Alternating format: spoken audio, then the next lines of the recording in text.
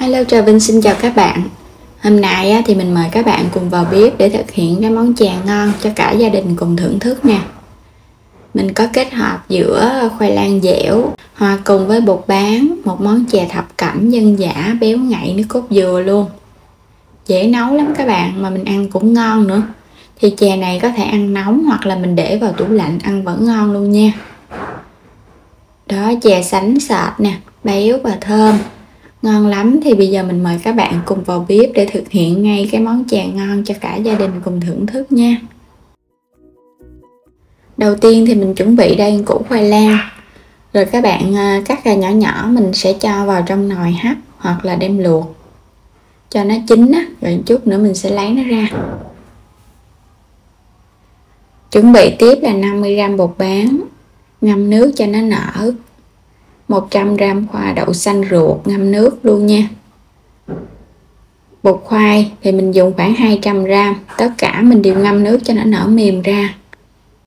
Tiếp theo mình có là 600ml nước cốt dừa, 200g bột năng, 300g đường, chút muối.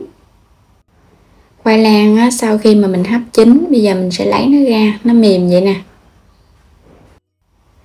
Phần khoai lang sau chín mềm xong, bây giờ các bạn sẽ cho hết vào trong cái thau. Mình sẽ tán ra cho nó nhỏ nhỏ. Khoai lang chín mềm thì mình làm nó cũng nhanh nữa. Mình dùng khoai này là khoai lang Nhật á, nó dẻo và nó có độ ngọt. Cho phần bột vô, nhưng mà mình chừa lại một chút nha, đừng có cho vô hết, tại chút mình còn phủ bột nữa đó. Củ khoai lang thì mình dùng khoảng 200g bột, là hơn 1 chén á. Trộn sơ cho nó đều một cái. Nước sôi các bạn sẽ cho vô từ từ, mình dùng từ 100 cho đến 200ml nước sôi luôn. Rồi trộn, cứ cho vào các bạn trộn sơ cái gì nè, nếu mà thấy nó hơi khô khô thì mình lấy nước sôi mình cho vô tiếp. Nhưng mà phải là nước sôi nha, thì cái sợi bột nó không có bị chảy á. Cho vô xong cái mình trộn đều. Thấy nước sôi cho vô thì bột của mình nó sẽ dẻo lại liền á, nó lấy trùng. Bột vậy nó mới đạt. Thì cái phần bột này nếu mà có hơi khô thì các bạn thêm nước sôi, mà có nhão thì mình thêm bột năng thôi à. Sẽ nhồi bằng tay, nhồi cho bột nó mịn ra. Đây mình nhồi một hào bắt đầu nó mịn và nó dẻo vậy nè. Nó dẻo mà các bạn lấy tay mình kéo nó ra, nó giãn thì nó mới được. Còn nếu mà nó đứt khúc là do nước không có sôi ha. Rồi bây giờ sẽ kéo giãn ra, mình sẽ chia nhỏ từng phần. Phần này thì mình sẽ cán mỏng. Nhớ phủ thêm bột, không thôi nó bị dính á. Cán mỏng ra, mình sẽ cắt ra những cái hình dạng thích hợp. Các bạn thích sợi thì mình cắt sợi nhỏ nhỏ mỏng mỏng. Phần này thì mình sẽ cắt ra những cái viên hình vuông nhỏ nhỏ nha. Giống như là mình làm cái viên hạt lựu vậy đó, nhưng mà mình làm cho nó hơi to hơn một chút. Nấu chè mà nhỏ quá thì mình thấy không ngon. Phần này thì mình sẽ xe cho nó dài dài ra. Phủ thêm bột khô, hồi nãy bột năng mình có chừa lại đó. Rồi các bạn sẽ cắt khúc khúc cho nó ra cái hình trụ á. Hình dạng này là cái hình dạng nhất định của cái khoai lang dẻo luôn á. Trộn bột áo. Làm xong rồi nè, các bạn nhớ phủ thêm bột áo rồi mình rây nó lại cho nó rớt bột xuống. Bắt sẵn nước sôi, mình sẽ thả bột vô từ từ, cho nó đừng có bị dính vào nhau á. Để nhẹ cái nha. Các bạn khuấy đều vòng tròn để cho những cái viên bột này nó tròn trịa lại, nó không có bị xấu á. Rồi bây giờ sẽ để yên vậy. Mình sẽ luộc bột để cho nó chín. Nó nổi lên thì mới được. Mình cho qua thau nước bình thường để rửa cái phần bột này lại á.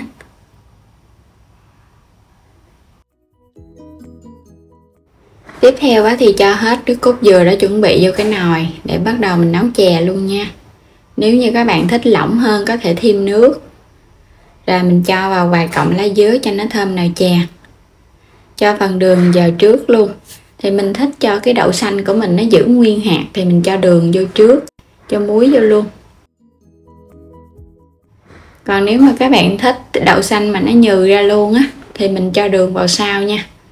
Tại vì cho đường vào trước vậy á, thì đậu xanh của mình nó chín nhưng mà nó sẽ không có bị nát. Rồi sẽ để đây mình nấu cho đậu này nó sôi lên. Tại vì đậu này mình ngâm nước được 2 tiếng rồi, nó cũng nở mềm rồi đó. Cho nó sôi lên chút là nó mềm mà. Lần lượt thì các bạn sẽ cho bột khoai vô nè. Và nhớ là hạt đậu phải mềm, mình hãy cho bột khoai nè. Bột bán thì chút nữa mình cho vô sau nha. Tại vì bột khoai nó cũng lâu chín á. Sẽ cho tiếp cái bột bán vô. Mỗi một loại á, thì mình nấu khoảng 5 phút thì mình hãy cho cái loại khác vô. Mình thấy cái bột khoai nó hơi trong thì hãy cho bột bán. Mình nấu sôi nãy giờ nồi chè này á, là khoảng 10 phút. Từ lúc mà mình cho bột khoai vô á, sẽ vớt cái phần khoai lang nè lên cho nó ráo nước nha. Tại vì á, nếu mà còn nước thì cho vô nồi chè nó không ngon. Sau khi các nguyên liệu ở trong nồi á, nó đã chín, các bạn thấy nó trong thì mình hãy cho cái khoai lang này vô. Tại vì khoai lang nãy giờ mình luộc nó chín rồi đó nha, đừng có cho vô sớm quá. Mình sẽ cho thêm nước cốt dừa đặc vào sau, giúp cho cái chè nó tăng thêm cái độ béo. Cái phần này các bạn có thể cho thêm sữa tươi nữa cũng ngon nữa. Nồi chè đã hoàn thành, có độ sệt vừa phải, nhưng mà khi nguội nó sẽ sệt hơn chút. Còn nếu các bạn thích lỏng thì mình cho thêm nước cốt dừa.